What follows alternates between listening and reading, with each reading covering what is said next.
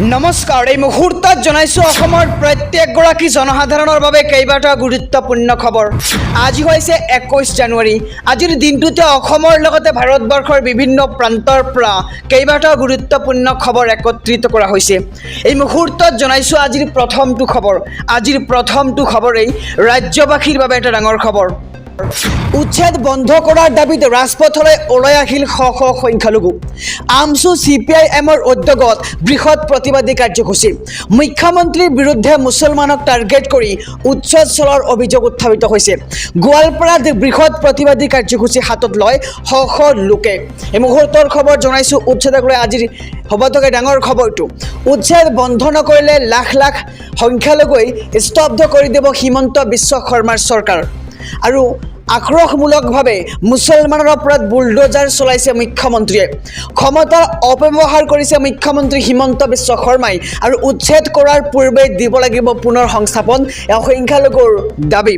উচ্ছেদ বন্ধ কৰাৰ দাবীত ৰাজপথলৈ ওলাই আহিল শ শ সংখ্যালঘু। আৰু আমছু CPIMৰ উদ্যোগত বৃহৎ প্ৰতিবাদী কাৰ্যসূচী। এই মুহূৰ্তত জনাইছোঁ আজিৰ দ্বিতীয় নম্বৰ খবৰটো।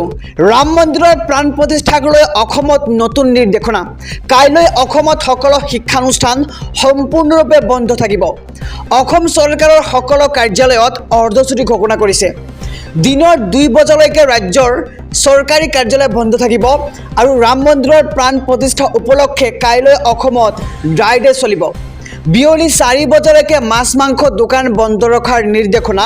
আৰু ৰেষ্টাৰসমূহত বিক্ৰী কৰিব নোৱাৰিব মাংস। সংবাদমেলত মুখ্যমন্ত্ৰী ডক্টৰ হিমন্ত বিশ্ব শৰ্মাৰ কেইবাটাও বৃহৎ ঘোষণা। আৰু ব্যৱসায়ীসকললৈও বিশেষ আহ্বান মুখ্যমন্ত্ৰী হিমন্ত বিশ্ব শৰ্মাৰ। ৰাম মন্দিৰৰ উদ্বোধনৰ সময়ত দোকানসমূহ বন্ধ ৰখাৰ আহ্বান জনাইছে এতিয়া মুখ্যমন্ত্ৰী ডক্টৰ হিমন্ত বিশ্ব শৰ্মাই। প্ৰায় 3 ঘণ্টা পৰ্যন্ত ব্যৱসায়িক প্ৰতিষ্ঠান বন্ধৰ অনুৰোধ মুখ্যমন্ত্ৰীগৰাকীৰ। আৰু ৰাজ্যবাসীক ঘৰৰ সন্মুখত এগছিকৈ বন্তি জ্বলাবলৈ আহ্বান মুখ্যমন্ত্ৰী ডক্টৰ হিমন্ত বিশ্ব শৰ্মাৰ। লগতে মছজিদত গীৰ্জাত বিশেষ প্ৰাৰ্থনা কৰাৰো আহ্বান জনাইছে মুখ্যমন্ত্ৰীগৰাকীয়ে। আৰু ৰাম মন্দিৰৰ প্ৰাণ প্ৰতিষ্ঠাক লৈ অসমত নতুন নিৰ্দেশনা জাৰি কৰা হৈছে। কাইলৈ অসমত সকলো শিক্ষানুষ্ঠান সম্পূৰ্ণৰূপে বন্ধ থাকিব। আৰু অসম চৰকাৰৰ সকলো কাৰ্যালয়ত অৰ্ধছুটি ঘোষণা কৰা হৈছে। এই মুহূৰ্তত জনাইছোঁ আজিৰ তৃতীয় নম্বৰ খবৰটো। ৰাজনৈতিক প্ৰেক্ষাপটৰ এটি ডাঙৰ খবৰ। গুৱাহাটীত ৰাহুলৰ ন্যায় যাত্ৰা হ'ব বুলি মুখ্যমন্ত্ৰীক সকিয়নি। মুখ্যমন্ত্ৰী ডক্টৰ হিমন্ত বিশ্ব শৰ্মাই যি কৰে কৰক, গুৱাহাটীত হ'ব ন্যায় যাত্ৰা। এয়া ৰাহুল গান্ধীৰ মন্তব্য। ৰাহুল গান্ধীৰ ন্যায় যাত্ৰাক লৈ ভয় খাইছে মুখ্যমন্ত্ৰী হিমন্ত বিশ্ব শৰ্মাই। ন্যায় যাত্ৰাত কোনো নিয়ম ভংগ কৰা নাই ৰাহুল গান্ধীয়ে।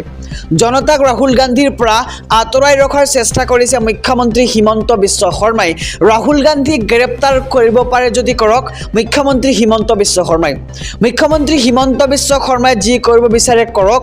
আৰু ৰাহুল গান্ধীৰ ন্যায় যাত্ৰাক কোনেও বাধা দিব নোৱাৰে বুলি মন্তব্য কৰা হৈছে। আৰু গুৱাহাটীত ন্যায় যাত্ৰা কৰিম, যি কৰিব পাৰে কৰক মুখ্যমন্ত্ৰীয়ে। ৰেচন কাৰ্ডৰ হিতাধিকাৰীলৈ ভাল খবৰ। এইবাৰ সুলভ মূল্যত বুটৰ দাইল, চাহপাত, ৰহৰ দাইল দিয়াৰ চিন্তা চৰ্চা। সুলভ মূল্যৰ দোকানত কম দামতে দিব পাৰে ৰহৰ দাইল, চাহপাত আৰু বুটৰ দাইল। এই মুহূৰ্তৰ খবৰ জনাইছোঁ আমাৰ সমুদৰ্শকক। এই ইংগিত দিলে এইবাৰ মন্ত্ৰী ৰঞ্জিত কুমাৰ দাসে। অসমৰ সুলভ মূল্যৰ গ্ৰাহকৰ বাবে ডাঙৰ খবৰ। অসমৰ প্ৰতিখন সুলভ মূল্যৰ দোকানত 3 বিধ সামগ্ৰী কম মূল্যতে দিয়াৰ চিন্তা চৰ্চা কৰিছে এইবাৰ মন্ত্ৰী ৰঞ্জিত দাসে। সুলভ মূল্যত বুটৰ দাইল, চাহপাত, ৰহৰ দাইল দিয়াৰ চিন্তা চৰ্চা কৰা হৈছে। আৰু সুলভ মূল্যৰ দোকানত কম দামতে দিব পাৰে ৰহৰ দাইল, চাহপাত আৰু বুটৰ দাইল। এই ইংগিত দিলে এইবাৰ মন্ত্ৰী ৰঞ্জিত কুমাৰ দাসে।